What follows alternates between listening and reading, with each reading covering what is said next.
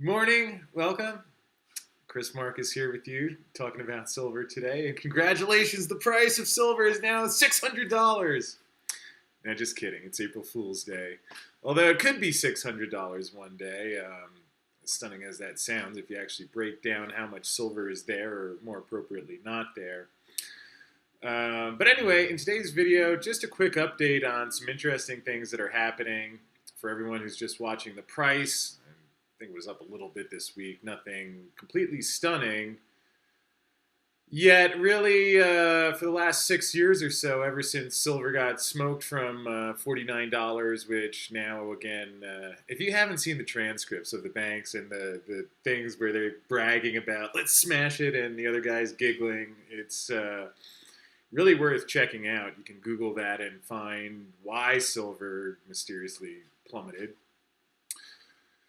But in either case, what I think is important to understand is that if you're just looking at the price that silver is trading at every day, you're going to be confused because it's not trading based on supply and demand, which can be incredibly frustrating at times.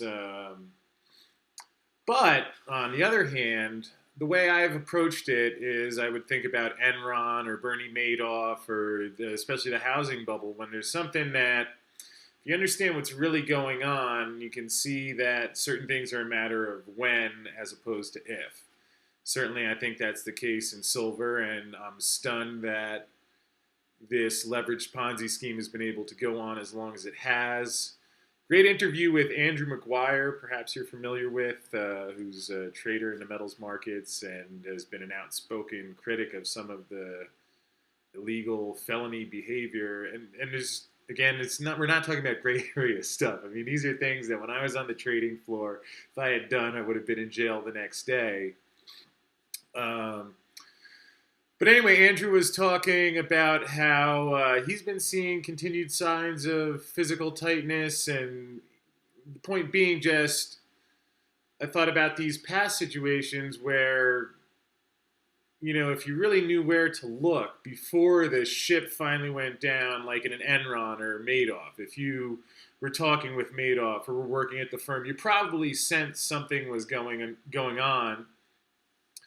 And like any scandal, if you're close and can see the signs, you can sense when some of these things are going to happen. And I like reverse engineering a lot, so I would think, all right, when, again, now this is just my belief that, what McGuire mentioned is that the leverage in terms of like every piece of physical metal, you have one piece of metal, and he often cites some metric he has where it's a 92-to-1 ratio of paper contracts to metal. So 92 people think they own the same piece of metal. He says if you plug in the derivative exposure, that gets up to like 500-to-1, which is why when you hear some of these three-digit numbers for silver, just, things getting really wacky, I understand that if someone's just coming from CNBC, Wall Street Journal programming, it's going to, sure, they're going to think you're a conspiracy theorist if you say that, which is why, again, by all means, don't do anything because I say it. I'll just introduce some things that I look at that I think people might want to know about that aren't often shared. Because when you see these things and understand the dynamics of the setup, sure, if you've been buying silver or mining stocks the last couple of years, it has not been a fun time. I've experienced this. I still have the tire marks on my back.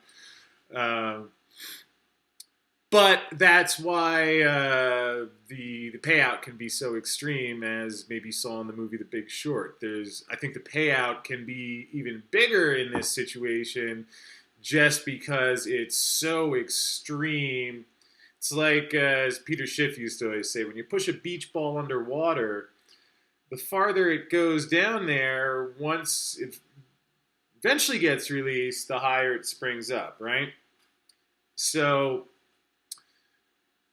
that's what I've expected at some point, at some time. It's taken longer. I'm stunned of how long this crime has been able to take place, and it is a blatant crime, and it's, for the people who choose to look, it's easy to see, but again, it's not put on the news, and it's actually interesting how there's very little coverage of the gold and silver market. You really have to search that out, which is what I like to do. And one thing that I want to share with you, and again, I see our videos getting longer than expected, but it's good stuff. So first of all, you might want to check out that Andrew Maguire interview on King World News that was posted this morning, April 1st.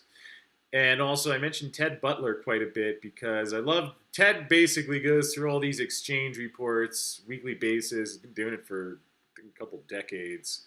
Very methodical, detail-oriented guy. And because the reports aren't easy to decipher, but again, he kind of looks through and sees the signs of what's happening, so you might be able to sense when what I expect anyways. I don't know what you expect, but I'll speak for myself. What I expect eventually happen. And here's a quote from his column that hopefully I'll keep it just a short one. Hopefully you won't mind that. But on Wednesday, Ted wrote, "What's got me contemplating the silence of crashing trees in the forest is that we just ended the tightest and therefore closest to an outright physical squeeze in a COMEX silver delivery month than ever before." He also adds, "Most importantly, I also got the distinct impression that the shorts which did make deliveries struggled in doing so." And let's just explain what that means real quickly. Again, it's the silver's traded in paper. Now, there is a physical component because some people take delivery. So when the contract expires, if you owe delivery of physical silver to someone and they want it, you have to produce the silver. And for more specific detail on this, I'd highly recommend Ted's research at Butler Research, which goes into the minutia. But to keep things simple and just get the point across, again, you hear Andrew Maguire, who I think is a good source of information here, Ted Butler, and some of the other people who see, Eric Sprott was mentioning that he's been noticing some things of significance, and again, that's why it's not the easiest thing to capture a bubble, because there's signs of something that could potentially happen. I have to preface this with saying sometimes when you see the things happening beneath the surface and how stunning and blatant and extreme they are, I guess the way I've been phrasing it lately is that it's almost all the signs that you would look for, except the price actually exploding, are happening. Again, I felt that way for a while. It's because it's when you see it, it's so stunning. So whether that means we're very close to it, I certainly think that's becoming increasingly more possible. But again, I don't make recommendations because I'm not a licensed financial advisor. I'm just a guy that worked on a trading floor for a while and saw some of this Wall Street matrix from inside. But what I've personally done and feel has been always a good strategy is that whether it's silver or gold or any sort of situation where you know at some point what has to happen, but you don't know the timing, I like structuring my trades so that the timing is on my side. So don't maybe put all of your money into short-term minor options, which perhaps I've done it.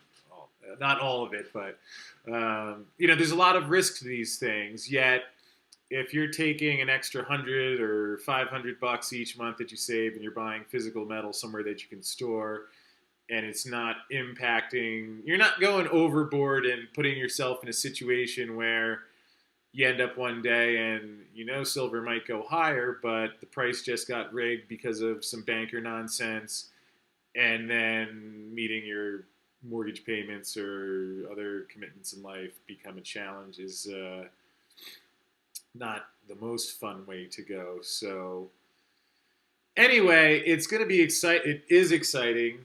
I'm excited. I hope you're excited. I'd love to hear what you're thinking, and if there's any questions that you'd like to hear some more comment on in the future. I'll learn to make these shorter at some point, but hopefully you're finding it worthwhile and can just help you prepare for some of the things that are happening. And with that said, I do hope you're having a beautiful weekend and enjoying yourself, and wish you all the best, and look forward to seeing you again soon. Thanks.